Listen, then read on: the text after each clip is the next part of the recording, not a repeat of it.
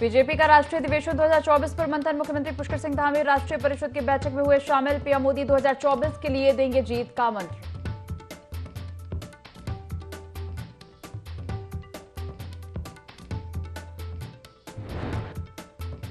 राजभवन पहुंचा समान नागरिक संहिता विधेयक। परीक्षण के बाद राष्ट्रपति को भेजा जाएगा विधेयक। राज्य आंदोलनकारियों को 10% क्षैतिज आरक्षण विधेयक भी पहुंचा राजभवन।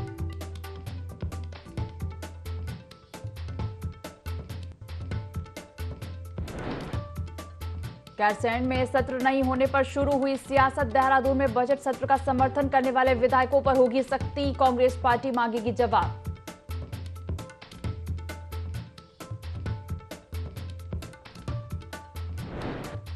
मनभूलपुरा में कर्फ्यू में बड़ी राहत। सुबह 6 बजे से शाम 5 बजे तक कर्फ्यू में रहेगी ढील। मेडिकल और जनरल स्टोर खोलने की अनुमति। देवभूमि लाइव देख रहे हैं आप और मैं हूं आपके साथ दिव्या। बुलेटिन की शुरुआत करेंगे खबरों के साथ। प्रदेश की ग्रीष्मकालीन राजधानी गैरसैंण में बजट सत्र न कराए जाने को लेकर प्रदेश की सियासत गरमाई हुई है। विधानसभा के अधिकांश विधायक ग्रीष्मकालीन राजधानी गैरसैंण स्थित भराड़ीसैंण विधानमंडल भवन में बजट सत्र न करने के पक्ष में नहीं दिखे। बता दें कि भराड़ीसैंण की बर्फीली ठंड ने लगभग 40 विधायकों के वहां जाने के इरादों को ठंडा कर दिया, जिसके बाद विधायकों ने विधानसभा अध्यक्ष रितु खंडूरी भूषण को पत्र लिखकर अनुरोध किया कि इस बार का बजट सत्र देहरादून में कराया जाए।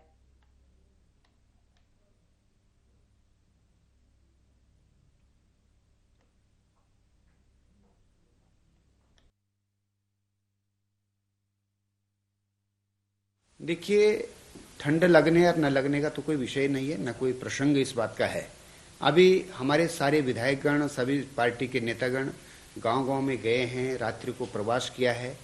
वो आपने 15,000 फीट की ऊंचाई पर भी स्थित गांव है और देहरादून में स्थित गांव भी हैं। सभी गांव में जाने का हमारा कार्यक्रम संपन्न हुआ है।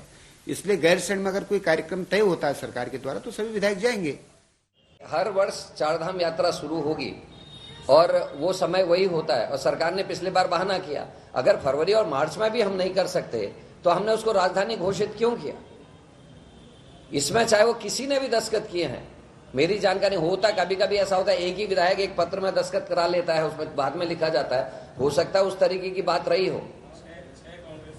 लेकिन जिन भी जनप्रतिनिधियों ने गैरसैंण में सत्र बुलाने का विरोध किया है, निश्चित ही उन्होंने जो शहीद हैं उनकी भावनाओं का, आंदोलनकारियों की भावनाओं का को ठेस पहुंचाने का काम किया है।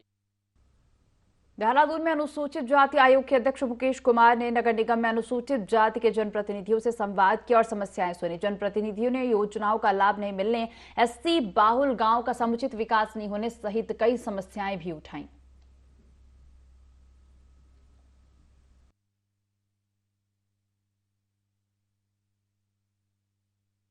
हमारे विकास भवन में समीक्षा बैठक होती है जो अनुसूचित जाति से संबंधित योजनाएं और गरीब लोगों के लिए जो योजनाएं चल रही हैं, जो यहाँ कई प्रधान और जनप्रतिनिधि हैं, कल हमने हरिद्वार में भी की थी।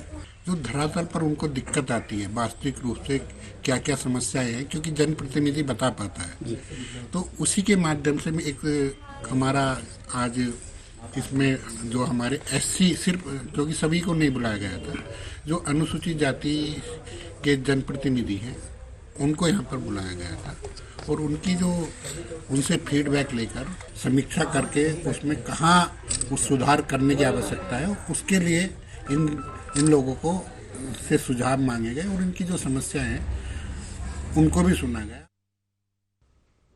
देहरादून में कांग्रेसियों ने एआईसीसी और युवा कांग्रेस के बैंक अकाउंट फ्रीज किए जाने से नाराज होकर केंद्र सरकार के खिलाफ विरोध प्रदर्शन किया। कांग्रेसियों ने यह प्रदर्शन महानगर अध्यक्ष जसविंदर गोगी के नेतृत्व में किया।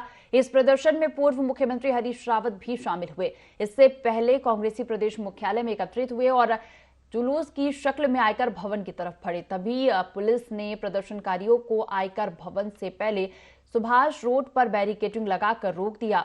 कांग्रेस जनों ने वहां भाजपा सरकार का पुतला दहन करते हुए जोरदार प्रदर्शन किया। इस दौरान पूर्व मुख्यमंत्री हरीश रावत ने आरोप लगाया कि केंद्र सरकार राजनीतिक दलों को काम नहीं करने देना चाहती है।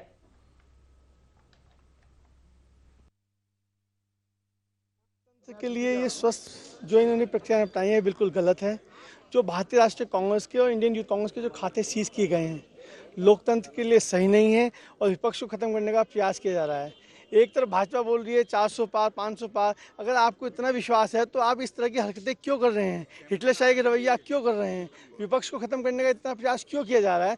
ये कहीं ना कहीं डरे हुए हैं, इसीलिए इस तरह के हथकंडे अपना रहे हैं और जिसका हम लोग आज विरोध कर रहे हैं और हम लोग यहाँ पे इकट्ठे हुए हैं। राजनीतिक दलों को काम नहीं करने देना चाहिए, अपने विपक्षियों को हर तरीके से परेशान करना चाहते हैं, दबाना चाहते हैं। देश को इस बात पर विचार करना चाहिए कि जब चुनाव प्रक्रिया लगभग प्रारंभ हो चुकी है, लोकसभा के चुनाव की प्रक्रिया, सारे राजनीतिक दल उसकी तैयारी में लग गए हैं, तो ऐसे समय में एक राजनीतिक दल के खातों को आप सीज कर रहे हैं, सारे खातों को सीज कर रहे हैं, एकाध को नहीं कर रहे हैं, सारे खातों को सीज कर रहे हैं, तो इसका अर्थ है कि आप चाहते हैं कि कांग्रेस जो लेजिटिमेट उसकी एक्टिविटीज़ हैं, जो वैधानिक गतिविधियां हैं, उनको भी न कर पाए। मुख्यमंत्री पुष्कर सिंह धामी ने प्रदेश में डस्टबिन फ्री अभियान चलाया, जिसके तहत देहरादून नगर निगम भी शहर से डस्टबिन को हटाकर डोर टू डोर कूड़ा उठान को गति दे रहा है। इसको लेकर नगर आयुक्त गौरव कुमार ने जानकारी देते हुए बताया कि शहर में 100 ऐसी जगह को चुना गया है, जिनमें से करीब 6 से 7 जगह ही ऐसी बची है जहां डस्टबिन बाकी है और इनको भी जल्द ही हटा लिया जाएगा।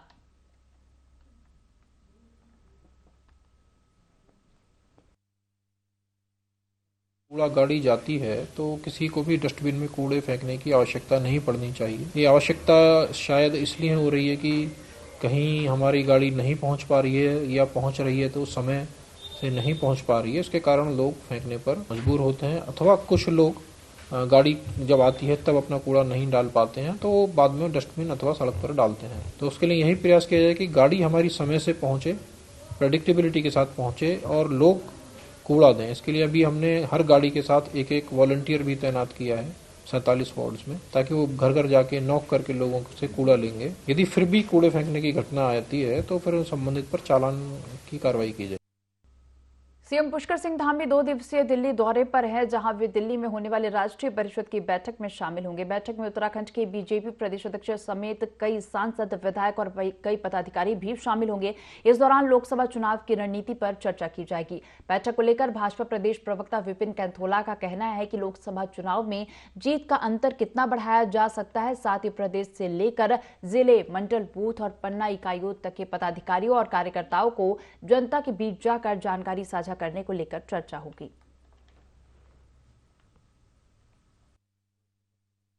दिल्ली में 2 दिवसीय राष्ट्रीय अधिवेशन है और इसमें सेशन रहने वाले माननीय प्रधानमंत्री जी का सेशन रहेगा, माननीय राष्ट्रीय अध्यक्ष जी संबोधित करेंगे, गृहमंत्री जी संबोधित करेंगे और उसमें जो राजनीतिक प्रस्ताव हैं पार्टी के वो भी पास होंगे।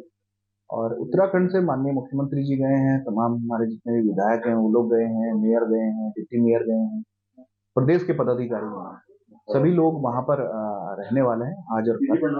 2 दिन का ये अधिवेशन है, इसमें विभिन्न चीजों को लेकर के चर्चा होगी और बेसिकली 2024 के चुनाव में हम जीत का अंतर और कितना बढ़ा सकते हैं, इन सब चीजों पे हमारी चर्चा होने वाली है। और निश्चित रूप से सारे पदाधिकारी, सारे लोग जो वहाँ गए हैं, ऊर्जा से लबरेज होकर के वहां से आएंगे।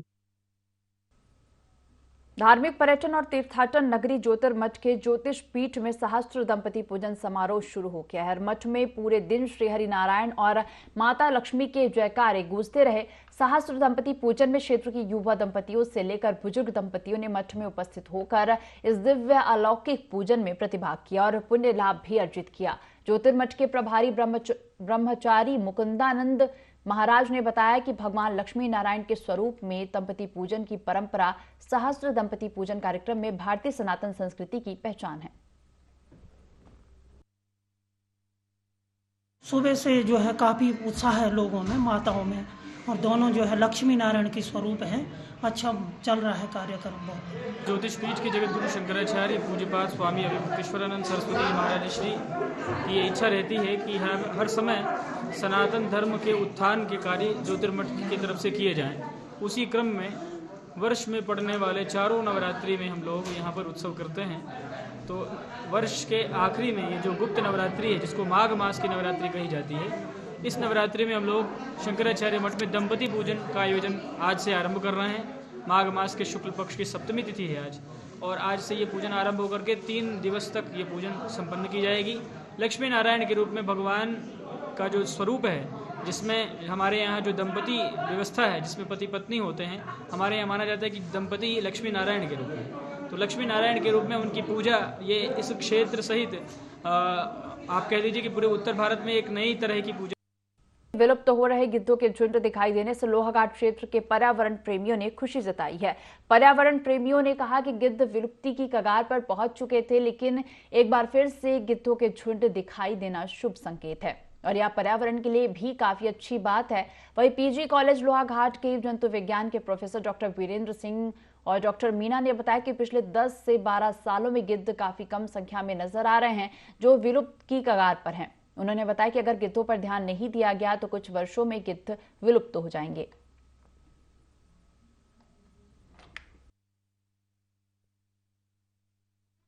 ये पर्यावरण के सबसे अच्छे मित्र होते हैं, जो फ्री में अपनी सेवाएं देते हैं और पूरे पर्यावरण को क्लीन करते हैं, जिसकी वजह से हम दूषित वातावरण में रहने से बचे रहे हुए हैं। इनके आवासों का नष्ट होना है और ये कई प्रकार के क्लाइमेटिक चेंजेस हैं, चाहे वो टेम्परेचर बेस्ड हो, चाहे वो किसी पेस्टिसाइड्स का जो एग्रीकल्चर में यूज हो रहा है, या कैटल के लिए, या दवाइयाँ या ये मेडिसिन इनके शरीर में जाता है, तो ये इनको हानि पहुंचाता है, इनकी डेथ का रीजन बनता है। तो सरकार ने उसके बाद इसके लिए अवेयरनेस प्रोग्राम भी चलाए हैं, जिसमें हर साल सितंबर के सैटरडे को इसका वल्चर डे मनाया जाए। मैं भी जब बचपन में छोटा था तो गिद्ध हम लोग देखते थे बहुत सारे गाँव में। 10-12 सालों से पिछले मैं भी नोटिस कर रहा हूँ कि गिद्ध की संख्या काफी कम हो गई है। इसका जो पॉसिबल रीजन मुझे लगता है, एक तो उनका जो फूड हैबिटेट है, जैसे जो आवास है जहाँ रहते हैं वो, उसका कहीं कहीं उजड़ जाना, चाहे वो जंगल हो, रॉक हो, तो कहीं कहीं आदमी की ह्यूमन एक्टिविटीज के कारण ये नुकसान हो रहा है। टेम्परेचर डिफरेंस होने से भी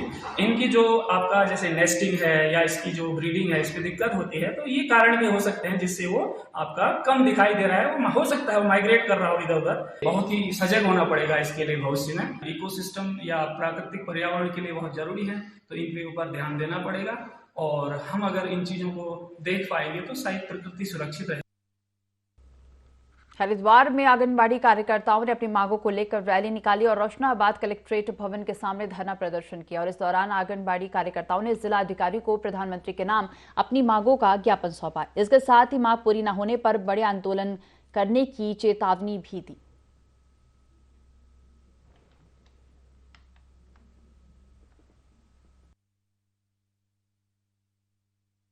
आज हमारी मानदेय को लेकर कुछ मांगे हैं। मानदेय का है, हमारा मिनी कर्मचारी का है उच्चीकरण होने का, और गोल्डन कार्ड का है, और मानदेय बढ़ोतरी का तो है ही। प्रथम तो यही है, हमारा मानदेय बढ़ोतरी की जाए।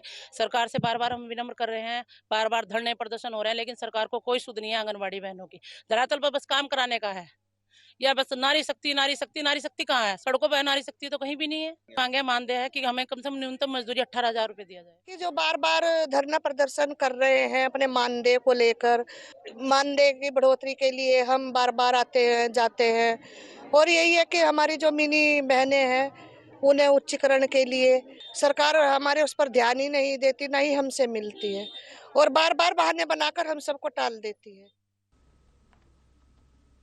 न्यूनतम मासिक वेतन 26,000 रुपए घोषित किए जाने समेत अपनी विभिन्न मांगों को लेकर उत्तराखंड संयुक्त ट्रेड यूनियन संघर्ष समिति के बैनर तले विभिन्न संगठनों ने गांधी पार्क से जिला अधिकारी कार्यालय तक रैली निकाली और इस रैली में आंगनबाड़ी कार्यकर्त्री, सेविका, मिनी कर्मचारी संगठन, C2, CPI, इंटक, एटक, कांग्रेस जैसे विभिन्न संगठन शामिल हुए। सभी कार्यकर्ता गांधी पार्क में एकत्रित हुए और यहां से जिलाधिकारी कार्यालय तक रैली निकाली और इसके बाद SDM के माध्यम से भारत सरकार को ज्ञापन भेजा है।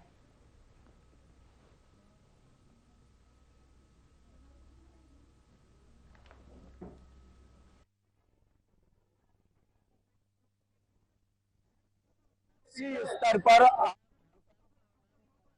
और करोड़ों मजदूर आज सड़कों पर आकर प्रतिरोध कर रहे हैं। 44 कानून लंबे संघर्ष के बाद मजदूरों ने अपने अधिकार हासिल किए थे।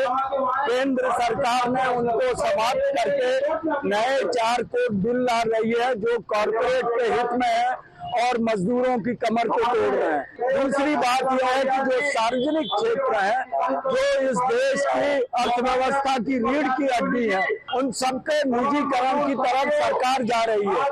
इसलिए हम विरोध कर रहे हैं और ये डिमांड कर रहे हैं कि जो विशेष रूप से असंगठित क्षेत्र का मजदूर है, ऐसे मजदूरों को सरकारी कर्मचारी घोषित किया जाए और न्यूनतम मजदूरी 26,000 से कम ना हो। आज हम लोग पूरे उत्तराखंड में हमारे हर प्रत्येक जिलाधिकारी के माध्यम से केंद्र सरकार को ज्ञापन जाएगा। उसमें हमारा प्रधानमंत्री जी के लिए ये आपने अपील की है कि हमारा मानदेय जो आप केंद्र सरकार से आप बढ़ाने की बात करते आ रहे हैं, उसको बढ़ाइए, क्योंकि हम लोग इतने कम मानदेय में काम नहीं कर सकते। हमने अपना मांग पत्र राज्य सरकार को भी दिया है और इस समय हम लोग 18,000 की मांग कर रहे हैं कि केंद्र और सरकार दोनों मिलकर ये एक डिसीजन ले और हमारा मानदेय 18,000 रुपए। हल्द्वानी से पिथौरागढ़, मुनस्यारी और चंपावत के लिए 22 फरवरी से हेली सेवा प्रारंभ होने जा रही है। एसडीएम हल्द्वानी ने बताया कि हेली सेवा का ट्रायल सफल होने पर डीजीसीए की अनुमति के बाद यह सेवा 22 फरवरी से 2024 से शुरू होगी। उन्होंने बताया कि 19 जनवरी को कौलापार हेलीपैड से हेली सेवा के लिए ट्रायल किया गया था और इसके बाद नागरिक उड्डयन महानिदेशालय द्वारा कुछ अतिरिक्त कार्य करने के निर्देश भी दिए थे।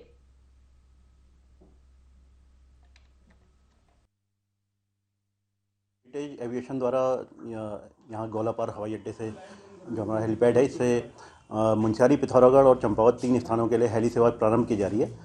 22 तारीख से ये हेली सेवा प्रारंभ होने जा रही है। इसमें एक हेली डेडिकेटली यहीं रहेगा और 2 उड़ान मुनस्यारी के लिए, 2 उड़ान पिथौरागढ़ के लिए और 2 उड़ान चंपावत के लिए ये लेगा। साथ ही जैसा एविएशन वाला हेरिटेज एविएशन द्वारा बताया गया है कि 2500 रुपये इनका किराया चंपावत के लिए, 3,000 पिथौरागढ़ के लिए और 3,500 रुपये मुनस्यारी के लिए नियत किया गया है। हल्द्वानी में बनभूलपुरा हिंसा के फरार दंगाइयों का पुलिस ने पोस्टर जारी किया और इस मामले में एसएसपी प्रहलाद नारायण मीणा ने बताया कि बनभूलपुरा हिंसा के मास्टरमाइंड अब्दुल मलिक और उसके बेटे अब्दुल मुईद सहित 9 लोगों का पोस्टर जारी किया गया है। उनकी प्रॉपर्टी की कुर्की के आदेश पहले ही मिल चुके हैं और पुलिस ने बनभूलपुरा दंगे के मुख्य आरोपी अब्दुल मलिक और उसके पुत्र के घर कुर्की की। इसके अलावा बनभूलपुरा हिंसा में 2 दंगाइयों को और गिरफ्तार किया है और अब तक गिरफ्तार दंगाइयों की संख्या 44 हो गई है।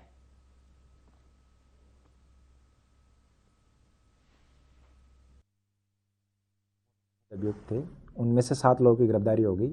बाकी जो 9 लोग थे वो फरार चल रहे थे। हमने कोर्ट से वारंट लिए। कोर्ट से वारंट लेने के बाद में इन लोगों की जो कुर्की है वो हमारे द्वारा की जा रही है। साथ ही चूंकि ये लोग सभी वांछित है, अतः इन लोगों के सभी के पोस्टर चिपकाए गए हैं ताकि इनकी गिरफ्तारी में जनता से सहयोग लिया जाए। कुर्की की कार्रवाई शुरू हो गई है। जल्दी जैसे जैसे इनकी संपत्तियां और उनका जो में पता लग रहा वैसे ही हम कुर्की की कार्रवाई, हम डाटा ले रहे हैं हर जगह का, तो जैसे जैसे हमें डाटा मिल रहा है उसी तरीके से हम हर जगह इनकी कुर्कियां करते जाए। 2 और नई गिरफ्तारियां हैं, तो इस प्रकार से अब इस प्रकरण में जो टोटल गिरफ्तारी है वो 44। हरिद्वार पुलिस ने मां बेटी की हत्या का खुलासा करते हुए आरोपियों को गिरफ्तार किया है। दरअसल कुछ दिनों पहले पुलिस को झबरेड़ा में एक युवक का शव मिला था, जिसके बाद पुलिस ने जांच करते हुए युवक की फोटोज से उसकी पहचान की। युवक की पहचान के बाद पुलिस के सामने चौंकाने वाले खुलासे हुए, जिसमें पुलिस को पता चला कि पुलिस लाइन में तैनात पुलिस दरोगा सहित 3 लोगों ने मां बेटे के पास से 20 लाख रुपए लूटे थे और हत्या को अंजाम दिया, जिसके बाद पुलिस ने लूटे हुए रकम और दरोगा समेत 3 लोगों को गिरफ्तार किया है। वहीं मामले में फरार आरोपियों की तलाश की जा रही है।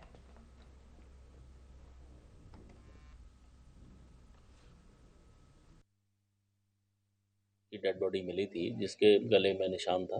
पुलिस ने इस मामले को संगीनता से लिया और इसमें तुरंत एसओ के द्वारा एक अभियोग पंजीकृत किया गया था। उस बॉडी के साथ उसकी जेब में एक विजिटिंग कार्ड मिला था। उसको संज्ञान में रखते हुए जब पुलिस उस विजिटिंग कार्ड पर पहुंची तो पता लगा कि ये व्यक्ति जिसने इनका मकान खरीदा है अभी कुछ दिन पूर्व ही, उसके द्वारा बताया गया कि ये इसका जो नाम है नरेंद्र है और ये अपनी माँ के साथ जिसका नाम ममता है वो यहाँ रहता था और अभी कुछ दिन पूर्व ही 20 लाख रुपए में इसने मकान बेचा है।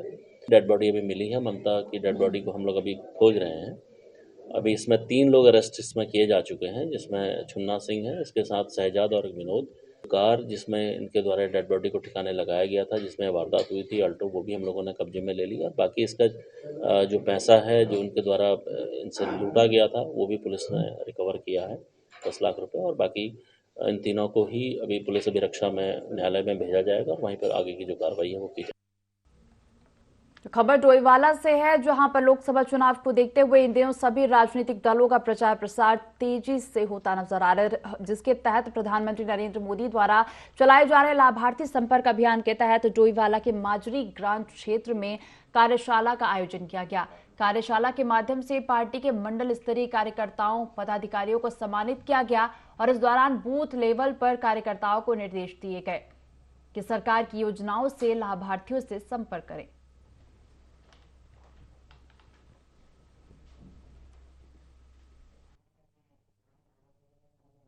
नेतृत्व की तरफ से जो हमें निर्देशित किया गया है कि अब की बार 400 पार का जो हमने लक्ष्य रखा है, ये इसी के निमित्त जो है आज लाभार्थी सम्मेलन जो है प्रत्येक मंडल में जो है किए जा रहे हैं और हमें जो है निर्देश दिए गए हैं कि हमें प्रत्येक मंडल में प्रत्येक बूथ पर जाकर के लाभार्थियों से संपर्क करना है और उन्हें जो है नरेंद्र मोदी जी की नीतियों के बारे में बताना है और उनको जो है उनसे वही जो है लाभार्थी हैं जो इस बार जो है निर्णायक वोटर साबित होंगे, जिस कारण से जो है भारतीय जनता पार्टी 400 पार के लक्ष्य को प्राप्त कर सकेगी। 25 करोड़ लाभार्थी जो है केंद्र सरकार द्वारा जो है इनको लाभ दिया गया है और उसमें से लगभग 6 करोड़ लाभार्थियों के घर घर तक जाने का कार्यक्रम जो है भारतीय जनता पार्टी ने बनाया है। लगभग 25 लाख कार्यकर्ता पूरे देश भर में जो है भारतीय जनता पार्टी के कार्यकर्ता घर घर जाएंगे और अवगत कराएंगे लाभार्थियों को जो है आप इस योजना से लाभान्वित हो रहे हैं। बैठकों का सिलसिला निरंतर चलने वाला है। भारतीय जनता पार्टी का कार्यकर्ता कभी भी बैठता नहीं है। हमारा बैठकों का दौर निरंतर जो है जारी रहता है।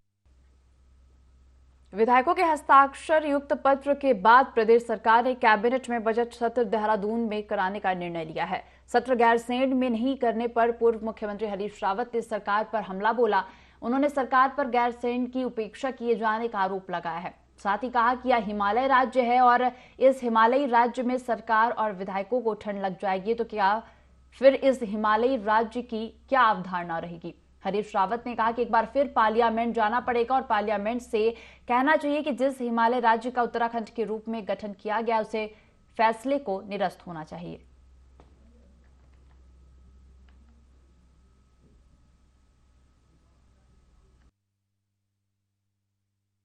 हिमालयी राज्य है। हिमालयी राज्य में यदि सरकार को ठंड लग जाएगी, विधायकों को ठंड लग जाएगी, तो फिर ये हिमालयी राज्य किस अवधारणा का।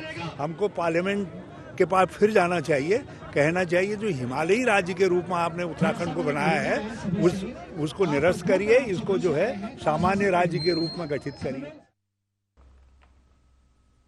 तो प्रदेश में एक बार फिर मौसम ने करवट ली है। मौसम विभाग ने 18 फरवरी की शाम से 7 जिलों में बारिश के आसार जताए हैं। 20 फरवरी को पूरे राज्य में बारिश, जबकि हर्षिल, औली समेत 2800 मीटर से अधिक ऊंचाई वाले स्थानों पर बर्फबारी भी हो सकती है। इसके लिए ऑरेंज अलर्ट जारी किया गया है। मौसम विभाग के निदेशक विक्रम सिंह के मुताबिक मौसम शुष्क रहेगा।